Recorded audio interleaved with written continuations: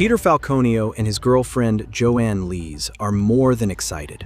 They're fulfilling their dream, a trip around the world. In their mid-20s, the two leave their home in Britain and travel through Asia and Australia, getting to know new cultures, people, and places.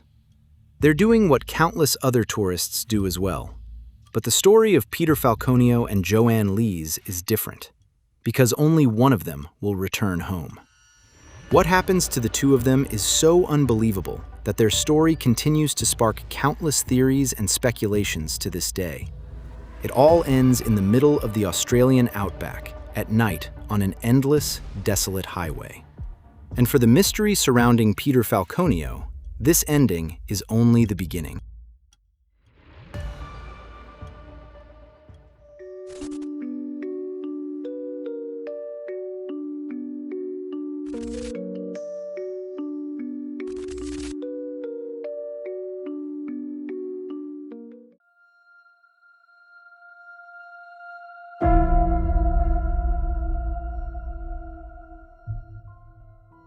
Peter Falconio was born on September 20th, 1972, and grew up in England, in a small village in West Yorkshire.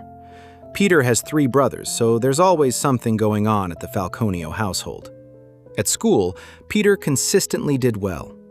After finishing school, Peter worked and was even able to save enough money to buy a small house in the village. But Peter is ambitious, and in his mid-20s, he decides to further his education. He moves to Brighton to study there. Peter doesn't make the move alone. His girlfriend, Joanne Lees, comes along too. The two met in 1997 while out partying. A year later, they're living together in the coastal city in southern England. But as beautiful as Brighton is, Peter and Joanne want to see the whole world. Joanne has been working at a travel agency for a while, and it was through this job, if not before, that she discovered her love of travel. The two take short trips around Europe every now and then. At the same time, they save as much money as possible to fulfill their shared dream of traveling the world. And on November 15, 2000, the time has come. Joanne and Peter board a plane bound for Asia. They travel through Nepal, take a bus from there to Malaysia, and explore Thailand, Singapore, and Cambodia. Unfortunately, they have some bad luck there and are robbed. Several travelers' checks and their return flight tickets are simply gone. But after a brief moment of panic, the two manage to resolve the problem. The couple flies back to Thailand, and in Bangkok they manage to sort out everything necessary with their banks and insurance companies, so at least they get the travelers' checks back. For a moment, Joanne and Peter even consider flying back to England, but they don't want to let something like this ruin their vacation. So the two set off for Australia and land in Sydney on January 16, 2001. They have what's known as a working holiday visa for Australia. This allows them to stay in Australia for up to 12 months and work there during that time to finance their stay. For now, though, Joanne and Peter stay in Sydney for a few months. Peter works there as a handyman, and Joanne finds a job at a bookstore. Through their jobs, the two make new friends with whom they spend a lot of time. Joanne, in particular, feels more at ease than ever and is having the time of her life. Peter also enjoys life in Sydney, but after a few months, he's eager to finally see nature and explore new cities again. But if you want to travel in Australia, at least the way Joanne and Peter do, you need one thing above all else: a car. Australia is simply huge, and large parts of the continent are uninhabited. In some places, you can drive dozens, if not hundreds of kilometers without seeing a single soul. Peter definitely wants to visit Canberra, Melbourne, Adelaide, Darwin, and Brisbane. And of course, the endless wilderness between these cities. After finishing their tour of Australia, they plan to continue on to New Zealand. Friends recommend a car dealer to Peter who specializes in used cars sold to backpackers. Through the dealer, Peter finds the perfect car. Just recently, 2 other backpackers had been on a long trip in it. Still, the car is in good shape. Peter buys a Volkswagen camper van in bright orange. There's more than enough space in the car for Peter and Joanne, especially since it's even equipped with a small kitchen. And Peter and Joanne get the car at an unbeatable price of 1,800 Australian dollars. Since the van already has quite a few kilometers on it, Joanne is a bit skeptical about whether it's really such a good idea to drive it through the desert. But Peter convinces her that he's thoroughly researched and checked everything, and Joanne trusts her boyfriend.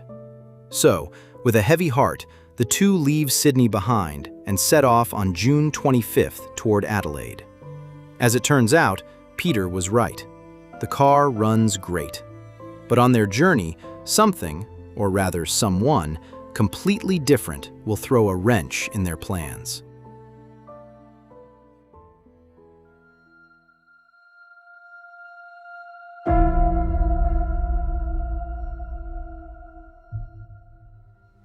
After a stay in Adelaide, Joanne and Peter are heading out on the next leg of their journey through the Outback.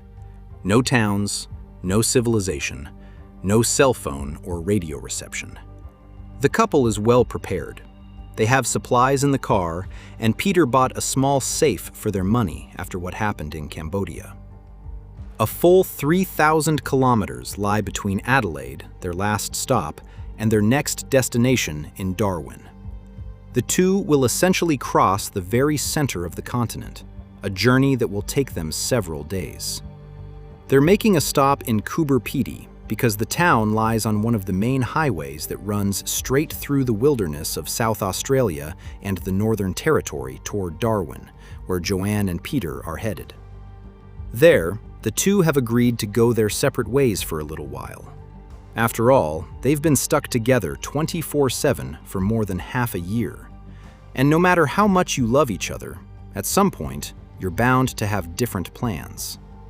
From Darwin, Peter plans to travel to New Guinea, where a friend of his is currently on the hiking vacation. At the same time, Joanne wants to head back to Sydney to see her friends again. Afterward, the two plan to meet up again in Brisbane and continue their journey together. Joanne even speculates a little that Peter might propose to her during the trip. But none of that will ever happen. After a few more stops, hikes, and natural wonders, the couple is on the Stuart Highway on July 14th, 2001. In Alice Springs, their car was serviced once more to ensure everything was safe for the drive through the Outback. Nevertheless, they're warned against driving on the Stuart Highway after dark. But it's too hot during the day, and the camper doesn't have air conditioning, so the two ignore the warning. A few kilometers past Alice Springs, there's a rest stop called Aileron Roadhouse. The owner and an employee testify that the two had stopped there. Joanne, however, later says that's not true. She claims they drove right past Aileron Roadhouse. We'll come back to that later, though. The two take a break at Barrow Creek around 6:20 p.m. There, they not only fill up on gas, but also smoke a joint. Nevertheless, they continue driving immediately afterward. As the two drive on toward Devil's Marbles, Joanne and Peter notice something. The same car has been following them for a while. The two wait the whole time for the car to pass them, but it doesn't.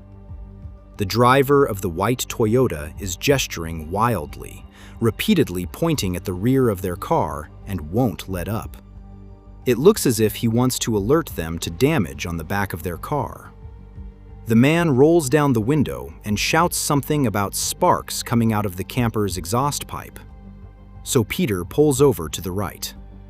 The white Toyota also comes to a stop. Peter says he'll take a quick look at it. He tells Joanne to just wait in the car. She hears the two men talking outside. Once again, the stranger says something about sparks coming out of the exhaust pipe. Peter thanks him for flagging them down. He walks back around the car and tells Joanne to slide over to the driver's seat to start the car. He wants to check out the sparks himself. Peter walks back around the car to the rear, where the man is apparently still standing. Joanne starts the camper. and all of a sudden, Joanne hears a bang. A bang that sounds like a gunshot. Suddenly, the man who had previously waved them over to the side of the road is standing next to Joanne. He's holding a gun in his right hand. With his other arm, he shoves her back into the passenger seat. He holds the gun to her head and orders her to keep her head down. He begins to tie her wrists behind her back, then pushes her out of the car. Joanne lands face down on the ground, and before she can react, the man grabs her ankles. He wraps duct tape around her legs, then pulls her up and makes her stand. He tries to tape her mouth shut with more duct tape, but Joanne struggles and throws her head back and forth. Her hair gets caught in the tape, and after a few seconds of struggling, the man gives up. Instead, he drags Joanne across the street to his car. There, he pulls a cloth bag over her head and throws her into the back of the truck. Joanne screams for her life. And for Peter, but she hears nothing. At that moment, Joanne knows only that something terrible is happening and that she is in grave danger. But Joanne is quick, and the attacker was careless. The duct tape around her ankles is too loose and too thin, and he didn't secure the cloth over her head. Before the man can start the car, Joanne manages to shake off the restraints around her legs and pull the cloth bag off her head. She jumps out of the car and runs in whatever direction she can. As is the case in so many remote areas of Australia, her escape route therefore takes her right into the Outback. Joanne can hear that the man is hot on her heels. He's running after her and is apparently not alone. A dog can be heard as well. The man's flashlight keeps flashing in the darkness, while Joanne hides under a large bush. She holds out there for several hours, during which the man runs past her hiding spot again and again. She can hear the man walking back to his car and starting the engine. Then the car's headlights flash on, and the beam of light hits the bush where Joanne is crouching. Nothing happens for a while, and she fears the man has discovered her in her hiding spot. But then the car reverses and drives away. She doesn't know if the man might come back. She doesn't know what this man did to her boyfriend, Peter.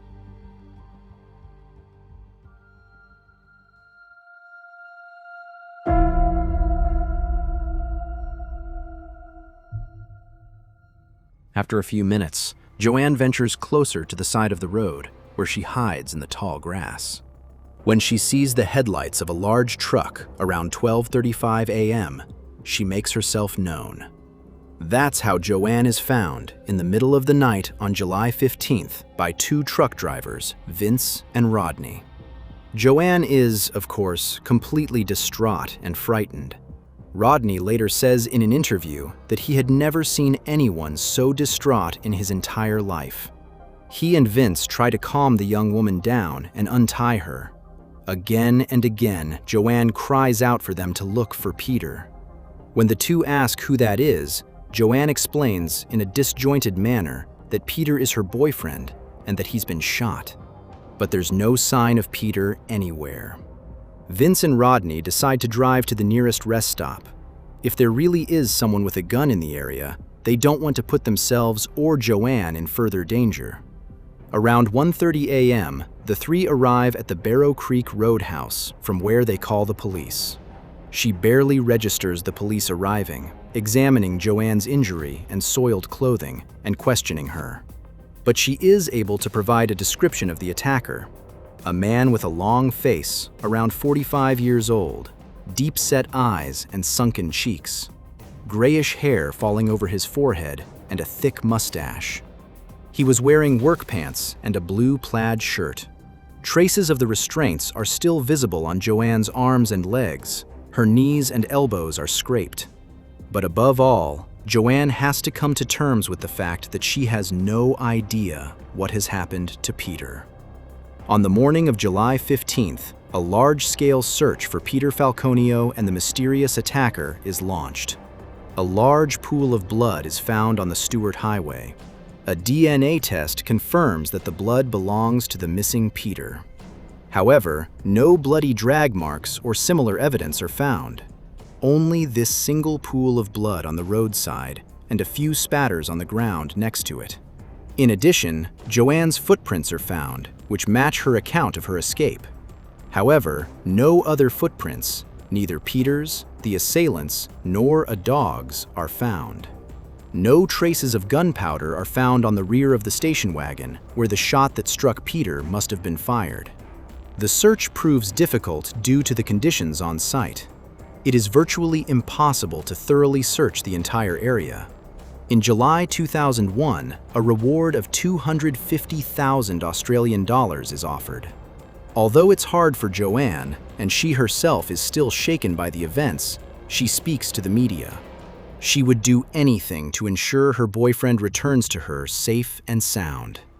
As a result, more than 300 tips are received from the public, which the police are able to work through one by one. But something still feels off. Doesn't Joanne's story just sound like a movie plot? Such doubts, of course, were also voiced in the media at the time. The police are also said to have briefly considered the possibility that Joanne wasn't telling the whole truth. On the evening before Joanne is scheduled to fly back to England to continue her recovery, she is brought in by the police once again for questioning. Except that this questioning feels more like an interrogation to her. In the end, one of the police officers says they just want certainty for Peter's family, that she should tell them where Peter's body is. Joanne is completely shocked that she is suddenly being treated as a suspect. After Joanne's first interrogation on July 15th, her statement transcript was analyzed. A panel of investigators concluded, based on her speech patterns and behavior, that her statement did not correspond to the truth. This is attributed, for example, to her many memory lapses or to the fact that Joanne primarily speaks in the present tensions about the attempted kidnapping. However, such analyses are not without controversy. According to recent studies, women tend to recount traumatic experiences in the present tense. They are more likely to relive the situation when they talk about it. Therefore, today one would likely reach a different conclusion, especially after such a traumatic experience. And on top of that, Joanne has to deal with the police's implicit suspicions and with the media, which pounce on her every move. If she doesn't speak to the press for a few weeks, the media perceives her as not making enough effort to find Peter. When she does step in front of the cameras, her clothing is inappropriate for the occasion. She comes across as too cold or seems too uncertain about certain things. Her behavior is scrutinized so closely that her boyfriend Peter's disappearance almost fades into the background. Of course, the investigation is still ongoing.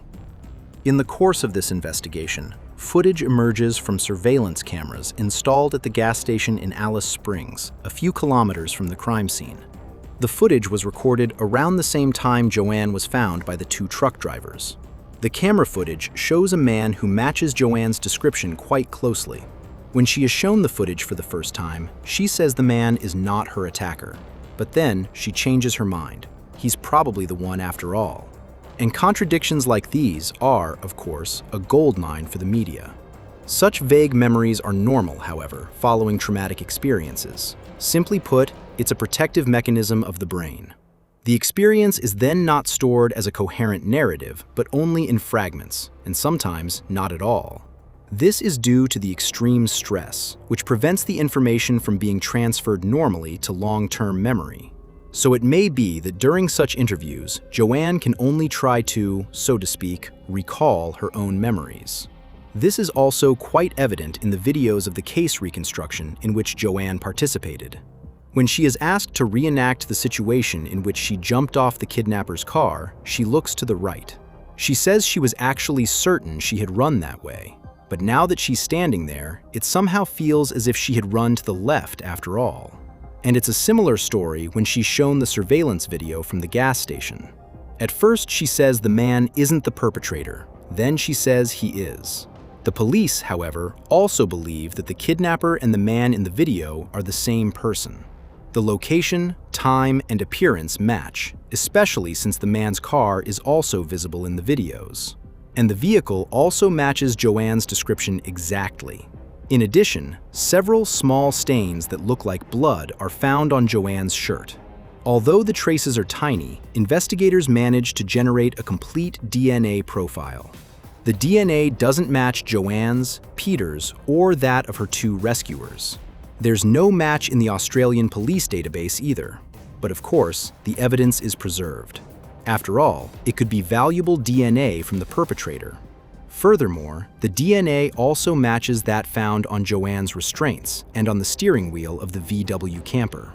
Doubts about Joanne's account are further dispelled when it becomes known that Joanne and Peter aren't the only ones who've had strange encounters on the Stuart Highway. According to the Northern Territory Police, there have already been other reports from witnesses. They too have described a man who fits Joanne's description exactly. He is said to have terrorized car and motorcycle drivers on this stretch of road on multiple occasions. A man tells the police that, about a year and a half ago, he and his family were flagged down by a man while driving on exactly the same stretch of road. By a man who, according to Joanne's description, bears a striking resemblance to the composite sketch. In these known incidents, the man did not become physically aggressive. Nevertheless, the police are pursuing this lead. They are looking for a man who regularly travels on the Stuart Highway, drives a white Toyota truck, has a dog with him, and matches Joanne's description of the perpetrator. And the investigators will find this man.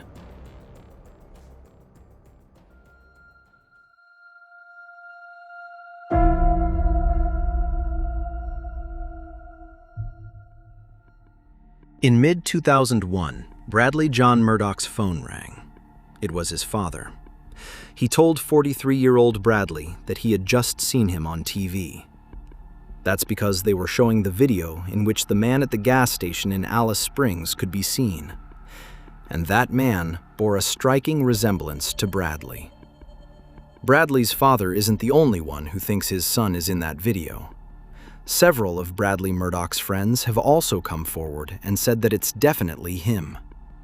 In November 2001, a few investigators stopped by Bradley's home, but the visit is uneventful. The files note that neither Bradley Murdoch nor his car match Joanne Lees' description. He is asked to participate in a lineup, but he refuses. However, the files also make no mention of him having to provide a DNA sample. Instead, Bradley Murdoch is placed on the list of persons of interest, more as a formality. And then, for a while, nothing happens at all.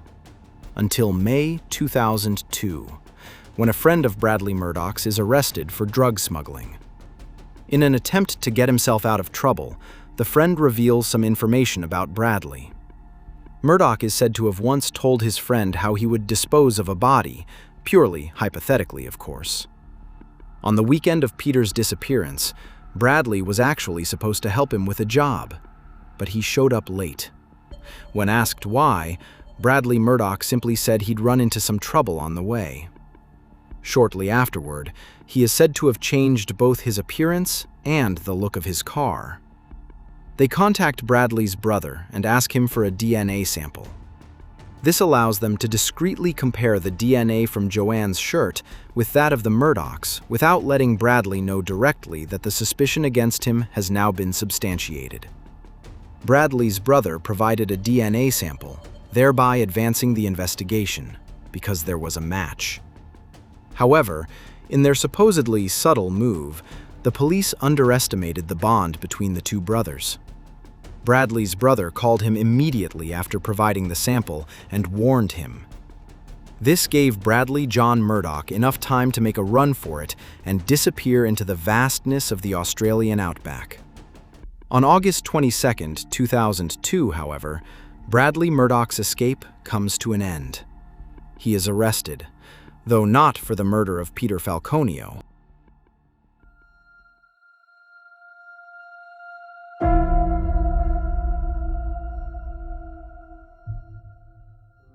Bradley Murdoch has been arrested for the kidnapping and rape of 2 women. The victims are a mother and daughter.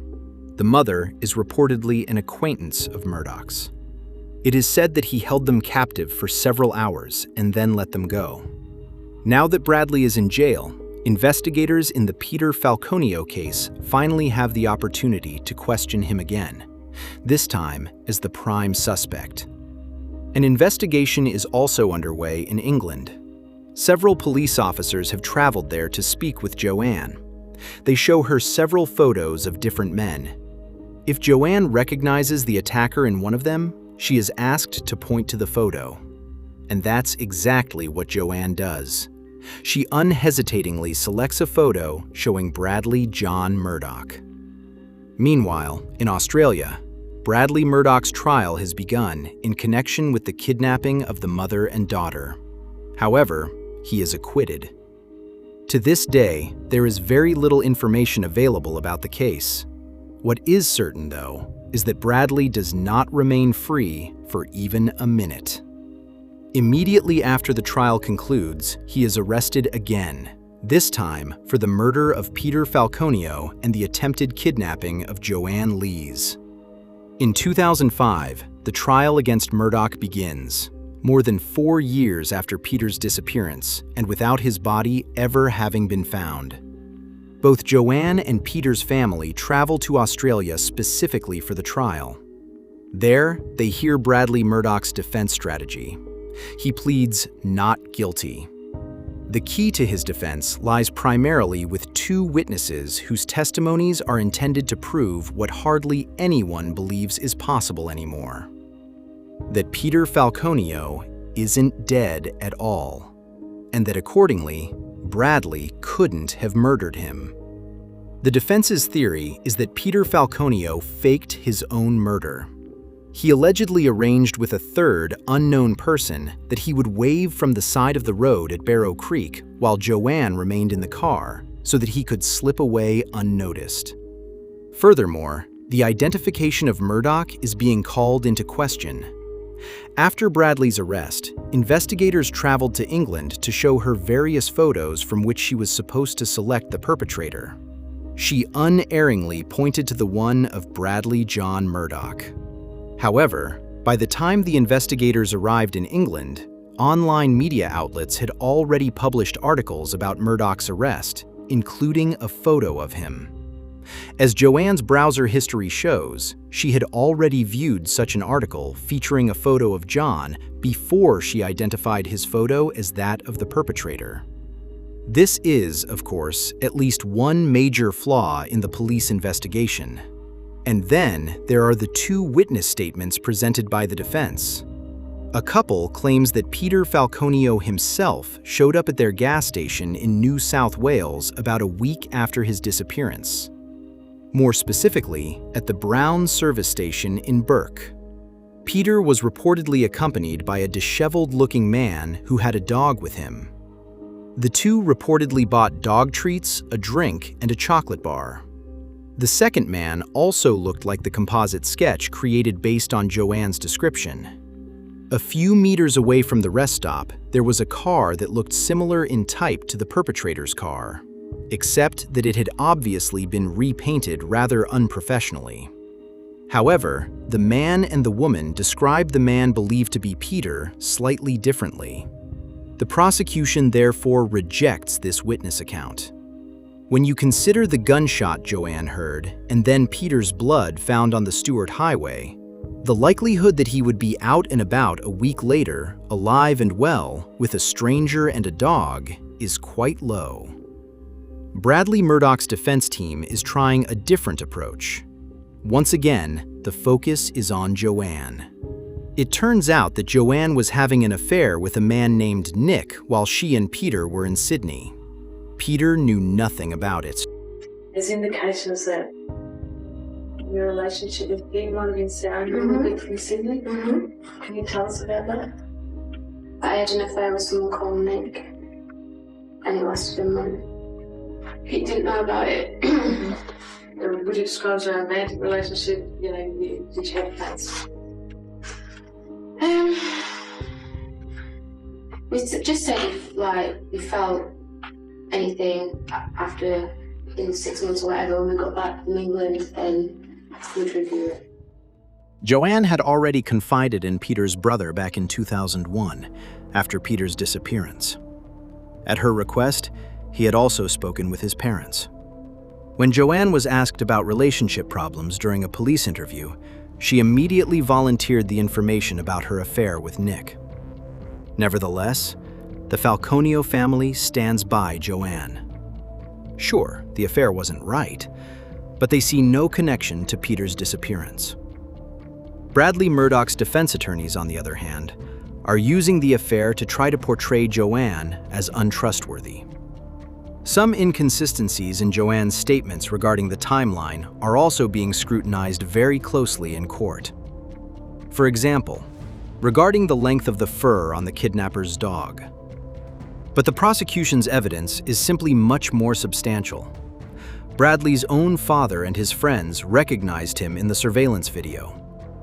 This places Bradley Murdoch directly at the scene of the crime at the time of the incident. Bradley Murdoch does, in fact, own a dog that matches Joanne's general description. Bradley's DNA was found on Joanne's shirt, the restraints, and inside Joanne and Peter's car.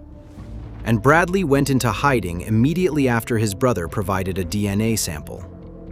Yet Murdoch's lawyers are not giving up. The defense argues that the DNA ended up on the evidence due to contamination.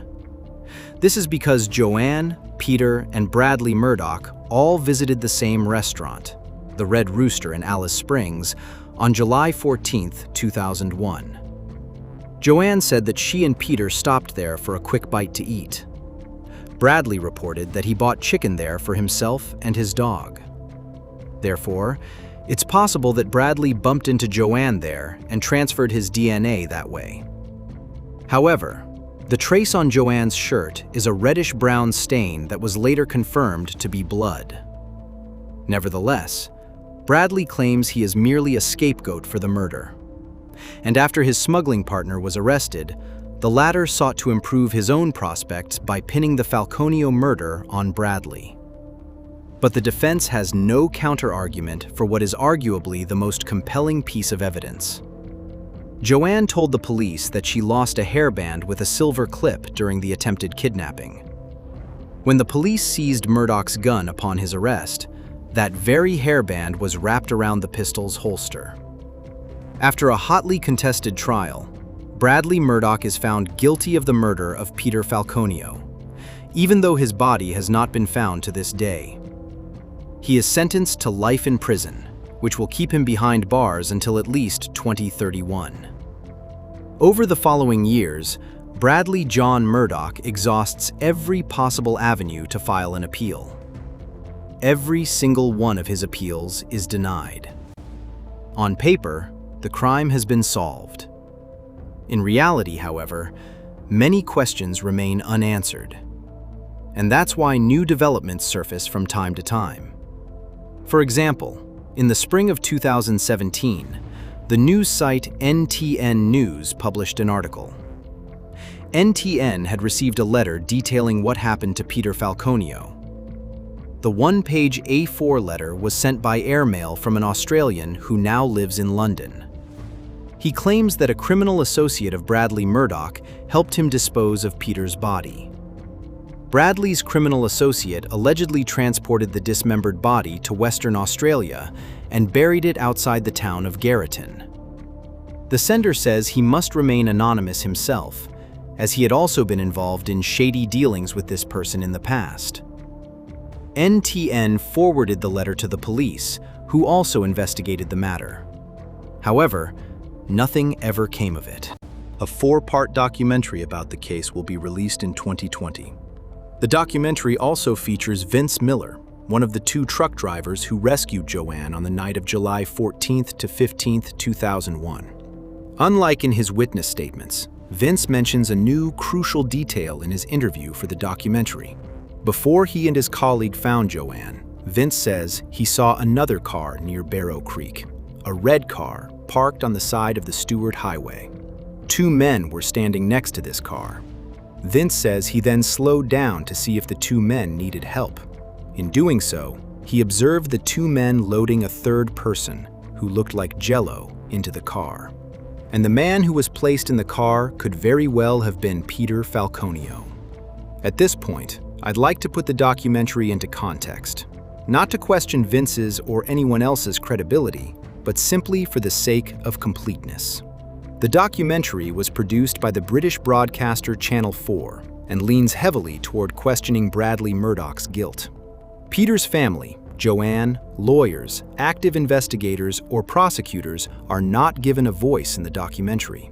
Evidence incriminating Bradley Murdoch, such as the fact that Joanne's hairband was found in his possession, is not mentioned at all. Much of the documentary focuses on a lawyer named Andrew Fraser, who is no longer allowed to practice law because he himself served time in prison for drug possession, though he is now free again and wants to help Bradley Murdoch. Fraser is convinced of Murdoch's innocence. He is also the one who sat down with Vince several years earlier and questioned him about the red car. The conversation was recorded and is also shown in the documentary. In this segment, Vince speaks very inconsistently and seems distracted. There is a bottle of alcohol on the table. But it must also be said that Vince stands by his words. In 2020, he was interviewed again specifically for the documentary. He seems much more lucid and clearly sticks to his account of the red car and a man who could have been Peter. Vince also says that he told the police all of this at the time. But, according to Vince, the police lost the first 2 pages of his statement. Shortly before Bradley Murdoch's trial, he was asked to sign 2 replacement pages. The red car was not mentioned at all on those pages. Vince's colleague Rodney cannot verify his colleague's statements, nor can he refute them. That's because he was asleep during that stretch of the drive. He didn't wake up until the car came to a stop and Vince was talking to Joanne. Furthermore, the documentary features an interview with the owner of the Aileron Roadhouse. The owner, Greg, as well as 2 of his employees, are certain that Joanne and Peter bought sandwiches at the Roadhouse in the early evening of July 14, 2001. However, in all her interviews, Joanne has stated that she and Peter drove past the Roadhouse. When Greg was interviewed for the documentary 19 years later, he was absolutely certain he could still remember the day in detail. He also remembered exactly which table they had sat at. There, they had unfolded maps and were apparently discussing an itinerary. Greg also recounts in the documentary that shortly afterward, a man with a dog came in and bought something.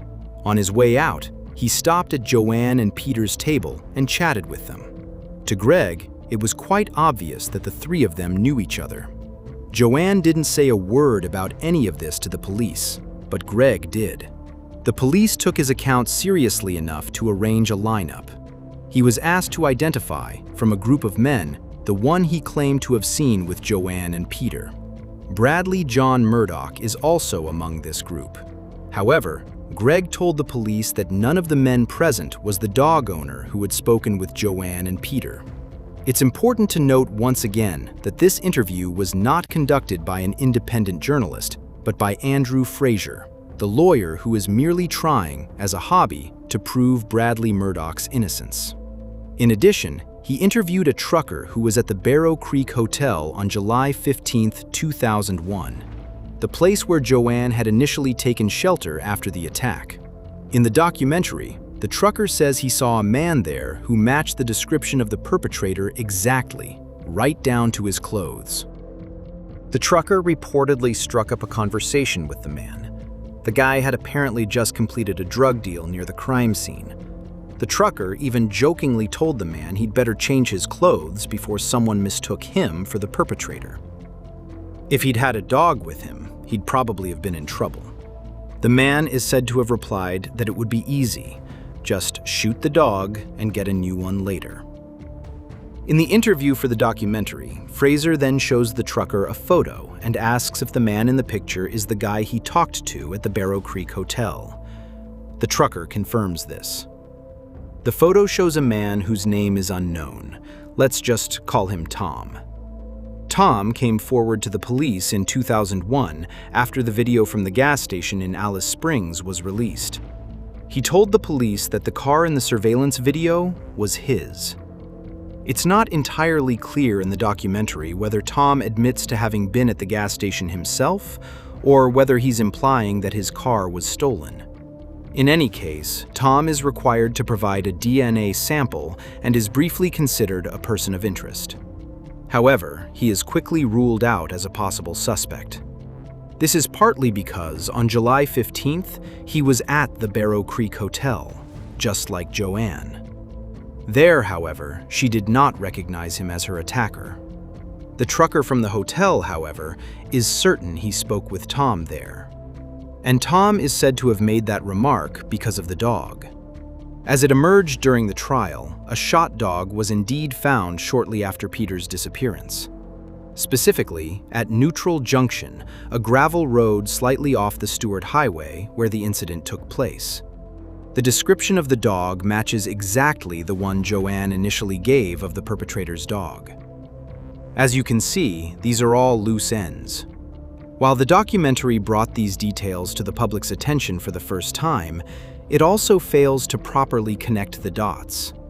The only thing that emerges from these three stories is that the police already had all this information. Nevertheless, none of these three details changed the fact that Bradley Murdoch was arrested and ultimately convicted. In 2019, Bradley Murdoch was diagnosed with throat cancer. In 2025, he entered palliative care for a time before passing away in July 2025. Peter Falcone's family says they are relieved that their son's killer is dead. However, the family had hoped until the very end that Murdoch would reveal where he had hidden Peter's body.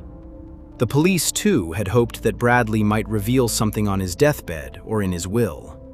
But that did not happen. Bradley Murdoch took the secret surrounding Peter to his grave. He died exactly 24 years and 1 day after Peter Falconio's disappearance. Although the case is legally closed, the police are still searching for the body today. As recently as 2025, a reward of 500,000 Australian dollars was once again offered for tips leading to Peter's remains. So far, despite this enormous sum, nothing has come of it. Not least because of this, numerous conspiracy theories surround the case of Peter Falconio. Despite the strong body of circumstantial evidence, there are people who are convinced of Bradley Murdoch's innocence. It is difficult to make sense of the case because no matter what your point of view, there are gaps and inconsistencies. The fact is that Bradley John Murdoch was convicted and his sentence upheld for the murder of Peter Falconio and the attempted kidnapping of Joanne Lees. But he also had dedicated lawyers and has always stubbornly maintained that he is not a murderer. And as is clear from this case, that is sometimes enough to sow seeds of doubt, doubts that are hard to shake when examining the case. And that brings us to the end of today's case. I'd be very interested to hear your thoughts and theories on the case. Do you think there's any room for theories and speculation at all? Or do you see the matter as clear-cut? For me, the case is actually clear. In particular, Joanne's hairband, which was found on Murdoch's gun, is a clear sign to me that he's guilty. As I said, feel free to share your opinions in the comments. That's also a great way to support the channel. Other than that, there isn't much more to say. I wish you a good morning, afternoon, or evening, whichever time you're watching this, and hope to see you again in the next video. Until then, ciao everyone.